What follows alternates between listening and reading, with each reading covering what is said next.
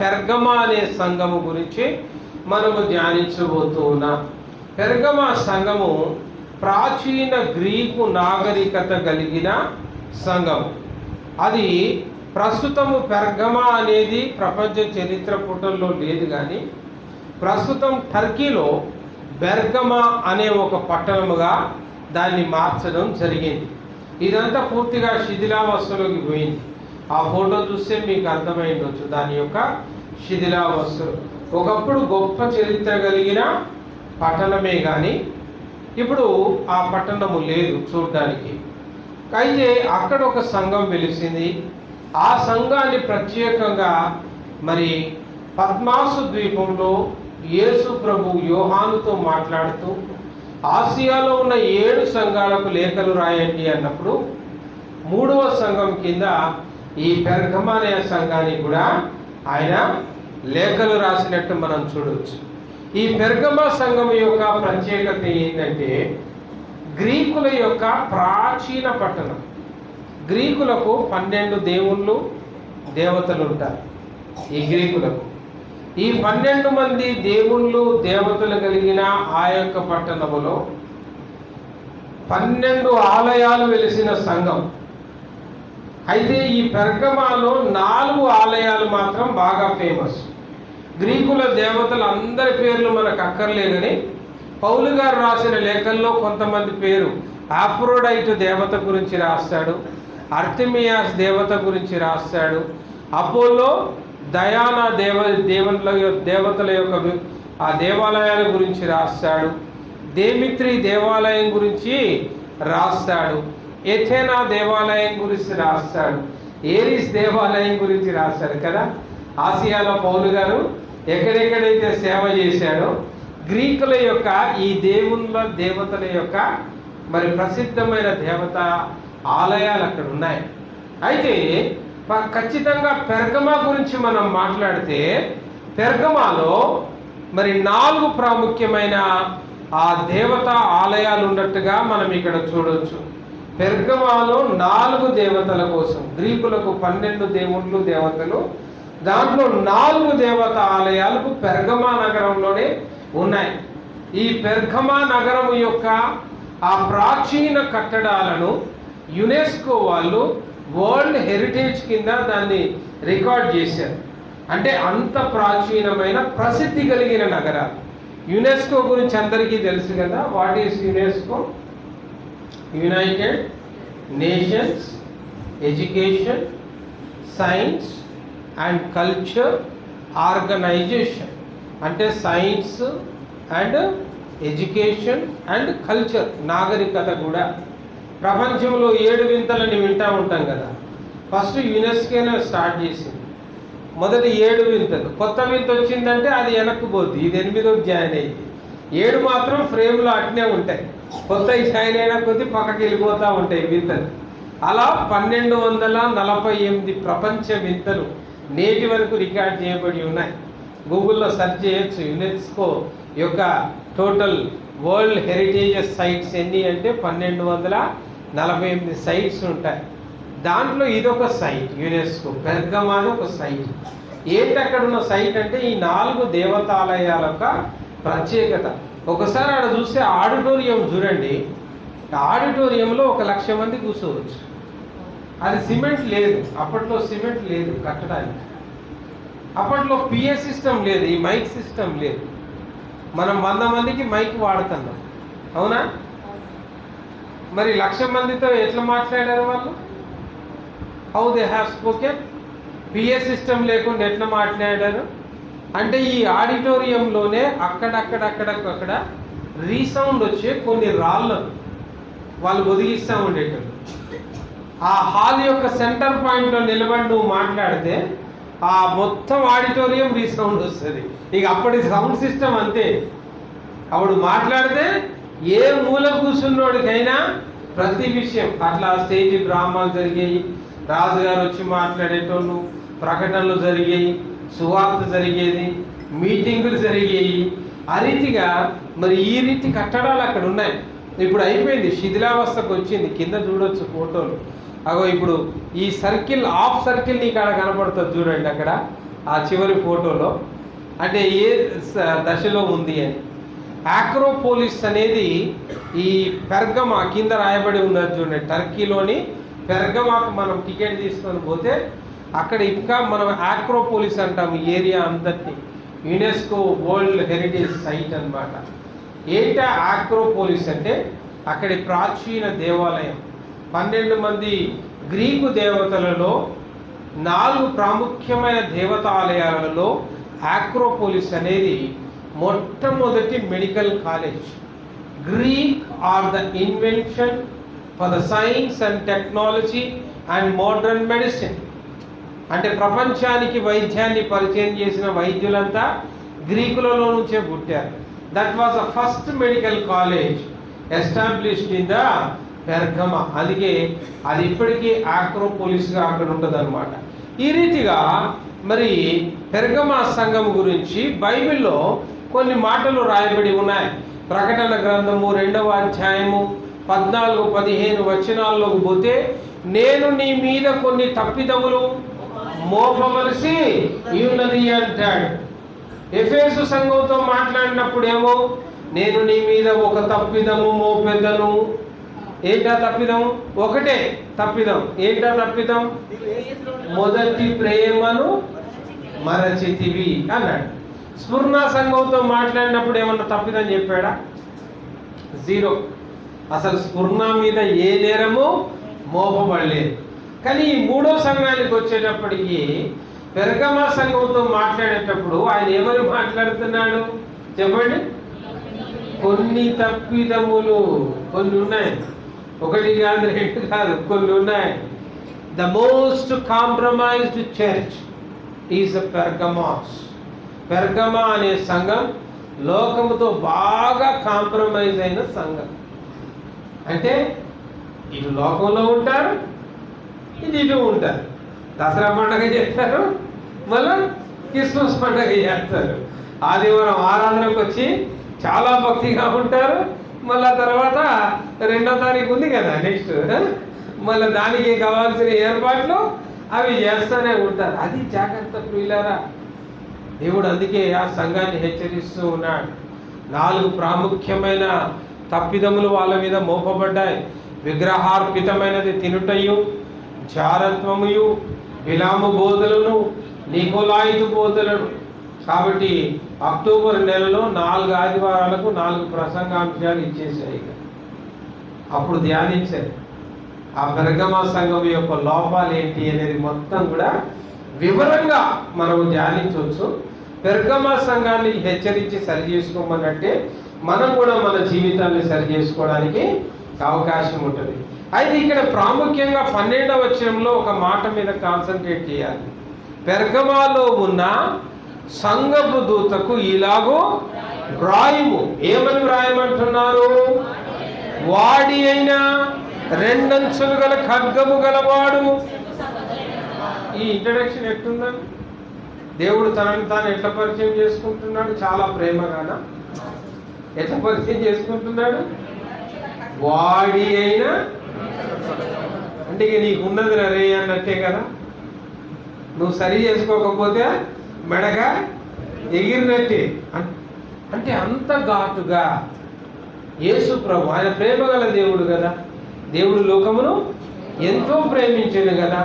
అంత ప్రేమ కలిగిన దేవుడు పెర్గమా సంఘం విషయానికి వచ్చేట్టులోగా ఇంత ఘాటుగా మరి ఎందుకు స్పందించాల్సి వచ్చింది అంటే, ఒక సంఘాన్ని స్థాపించడానికి యేసు ప్రభు మొదలుకొని ఆయన శిష్యులు పడ్డ ప్రయాస అంత గొప్పది. యేసు ప్రభు పరిచర్య చేస్తున్న దినాల్లో లాజరు జబ్బు పడ్డాడు. అయ్యా రండి అని కబురు పంపిస్తే ఆయన ఇదే ఊళ్ళో పరిచర్య చేస్తూ ముందుకు సాగాడు. ఈలోగా లాజరు చనిపోయాడు. 4 దినాలు సమాధి చేయబడ్డాడు.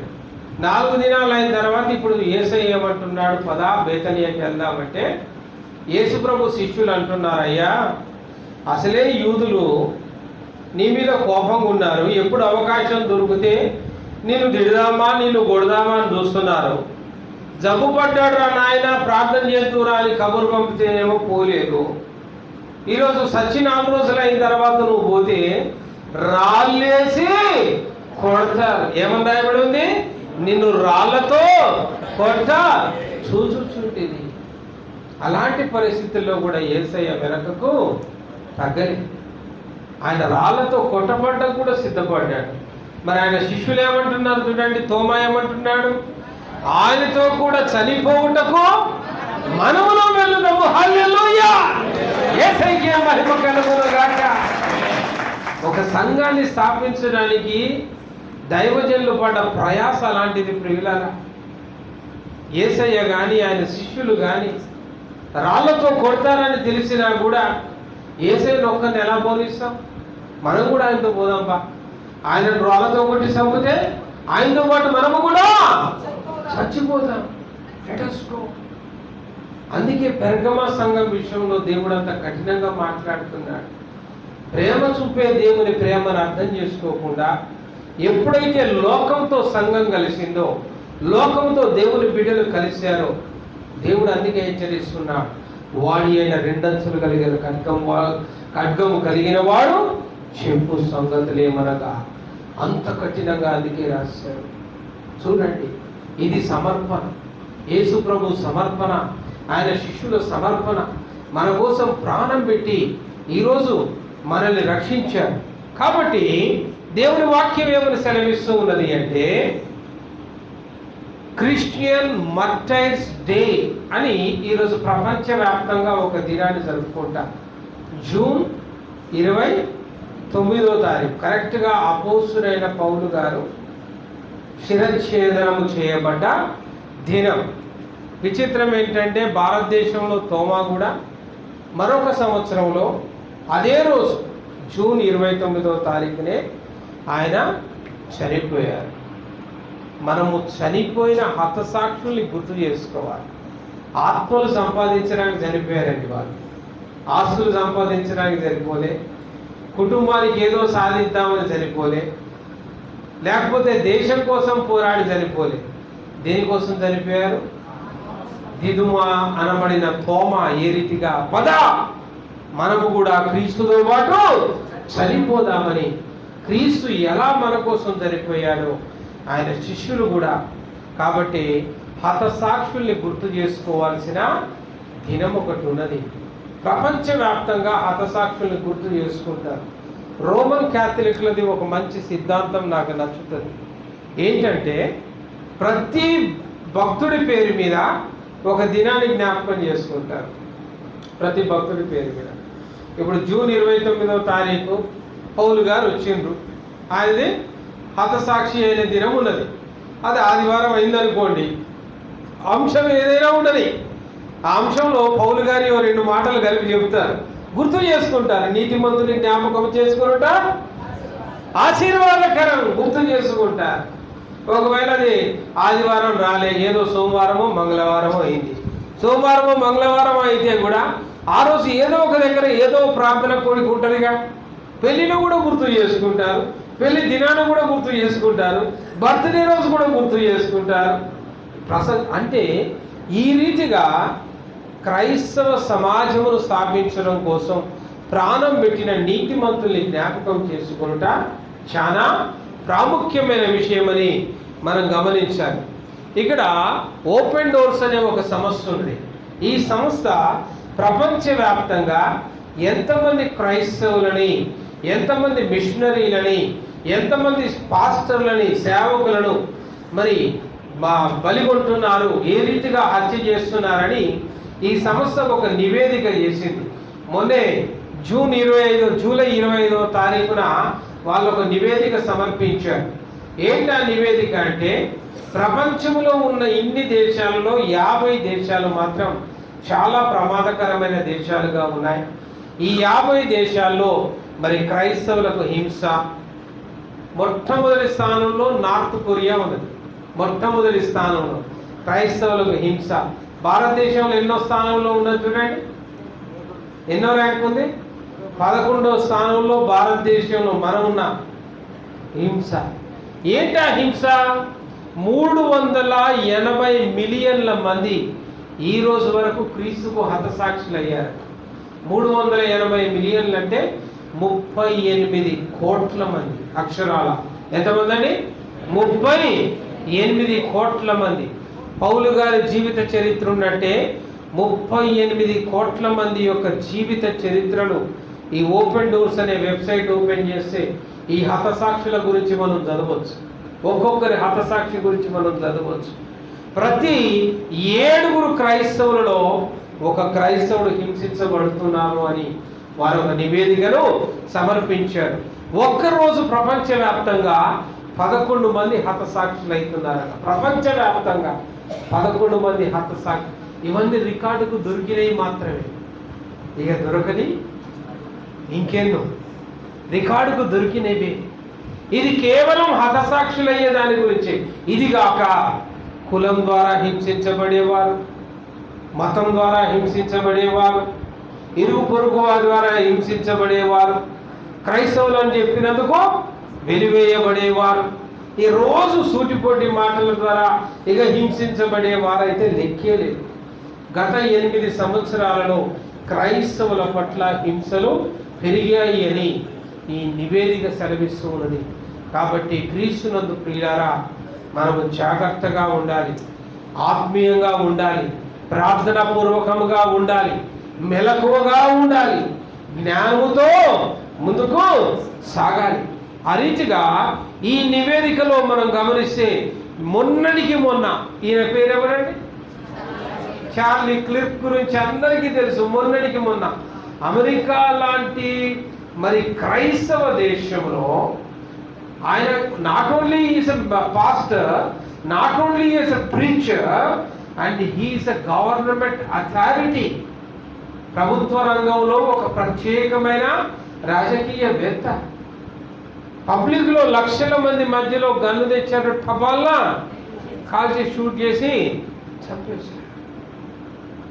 అంటే చూడండి, క్రైస్తవ దేశంలోనే మరి వాళ్ళకు భద్రత లేకపోతే దేవుడు ఆయన కాలాన్ని ముగించాడు. ఆడికి అఫ్కోర్స్ దట్ ఈస్ ఎండ్. దేవుడు ఈరోజు నీ ప్రాణం పోద్దని ముగించాడు కాబట్టే ప్రాణం పోయింది, దేర్ ఇస్ నో డౌట్. దానికంటే ముందు ఎవడి ప్రాణం పోదు. కానీ ఇక్కడ మనం గమనించాల్సింది ఏంటంటే, అంత స్వేచ్ఛ ఉన్న అమెరికా లాంటి దేశంలోనే క్రీస్తును ప్రకటించినందుకు ఆయన సత్య సువార్తకు సాక్షి. హల్లెలూయా. దేనికి సాక్షి అండి? సత్య సువార్తకు సాక్షి. అమ్మాయి మత క్రైస్తవుడిగా ఉంటే సాంపబడేటోడు కాదు. మత క్రైస్తవుడిగా ఉన్నోడికి ఎప్పుడు హింస రాదు, ఎవరి ద్వారా హింస రాదు. ఎందుకంటే వాడి కొబ్బరి చిప్పలోది వీడు తింటాడు కాబట్టి ఎప్పుడు హింస రాదు.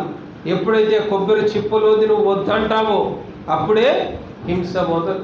ప్రవీణ్ పగడాల ఎలా చచ్చిపోయాడో ఇప్పటిదాకా అర్థం కాని హత్య.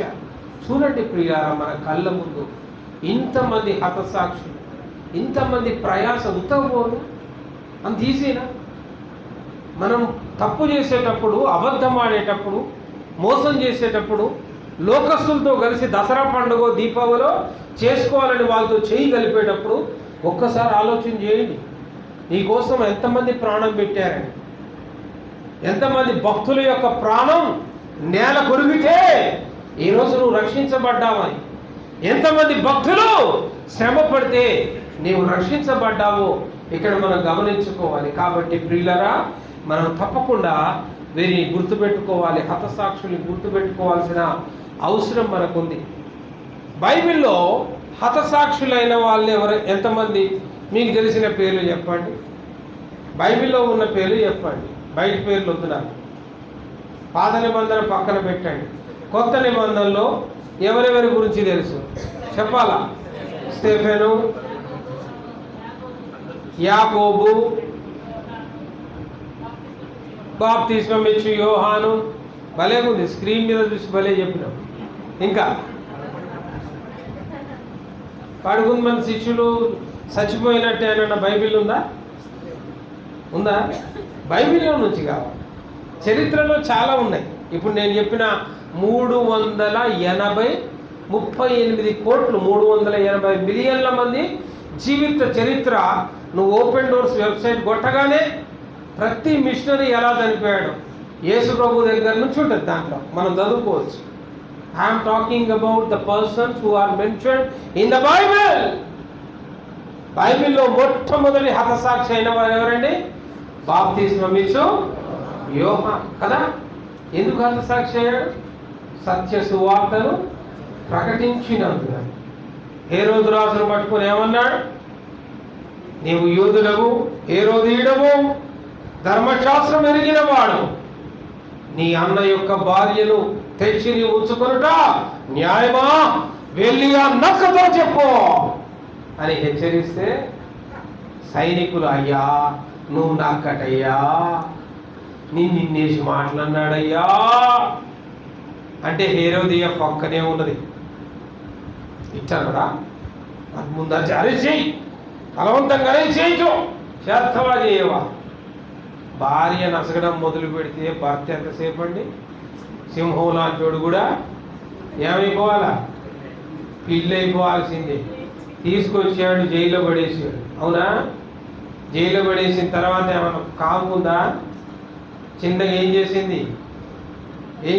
హేరోదియా తన బిడ్డ అయిన సలోమికి చెవులో చెప్పింది, బిడ్డా నీ బర్త్డే కదా, ఈరోజు నువ్వు ఏది కోరితే అది మీ నాయన హేరోదు మహారాజ్ శాంక్షన్ చేస్తాడు, మంచి డ్యాన్స్ ప్రోగ్రామ్ అరేంజ్ చేస్తా, నాన్నతో పాటు వచ్చిన పండితుల ముందు నాట్యం ఆడు, మీ నాన్న బిడ్డ ఏం కావాలో కోరుకో అంటాడు. మీ నాన్న గురించి మొత్తం స్టడీ చేస్తాడు.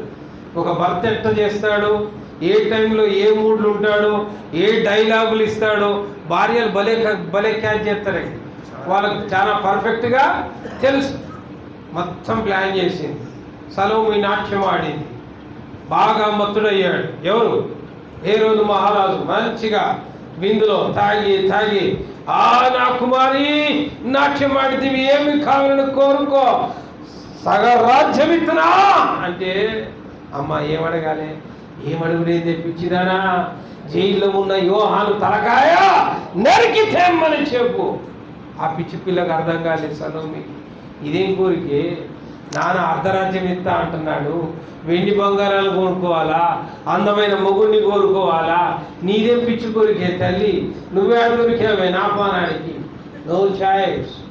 ఒక్కొక్కసారి తల్లి డిసైడ్ అయితే బిడ్డ కూడా మూసుకోవాల్సిందే. చూసారా ఏమైంది?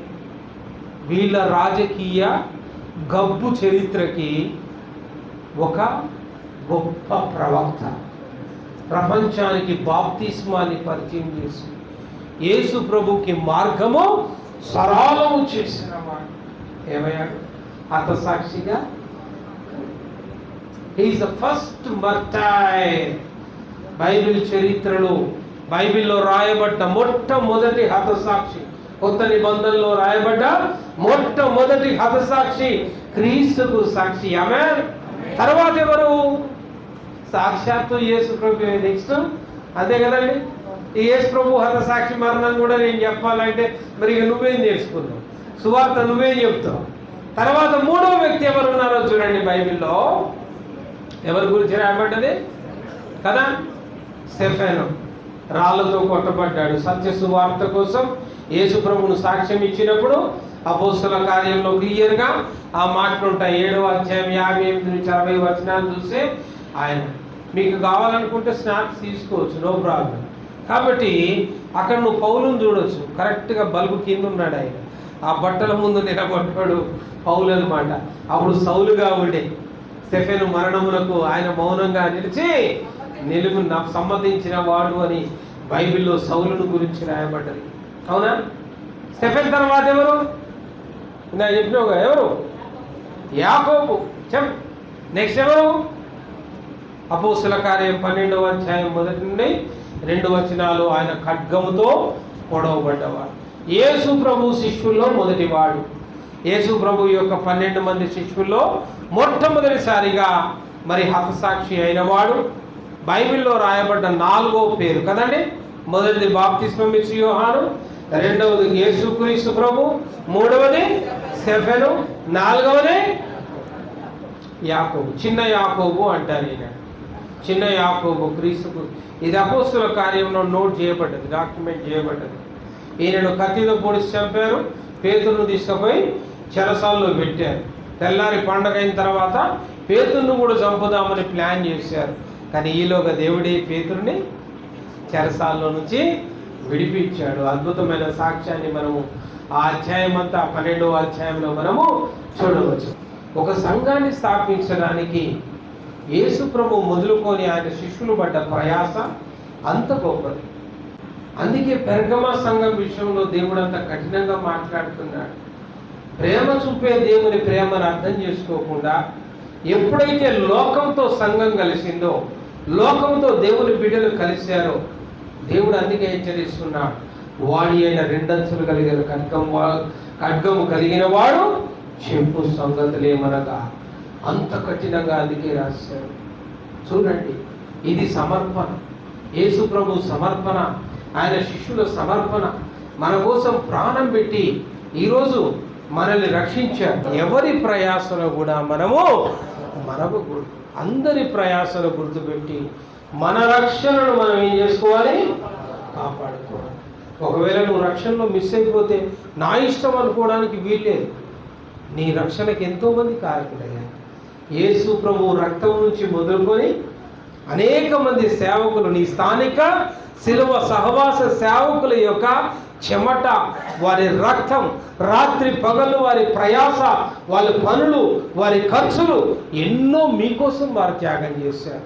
కాబట్టి ఎవరి ప్రయాసను కూడా మీరు మర్చిపోకుండా మీ రక్షణను మీరు కాపాడుకోగలగాలి. అటు కృప తండ్రి అయిన దేవుడు, ప్రభు అయిన యేసయ్య మనందరికి అనుగ్రహించినట్లుగా రండి, మొక్కరిద్దాం, ప్రార్థన చేసుకుందాం.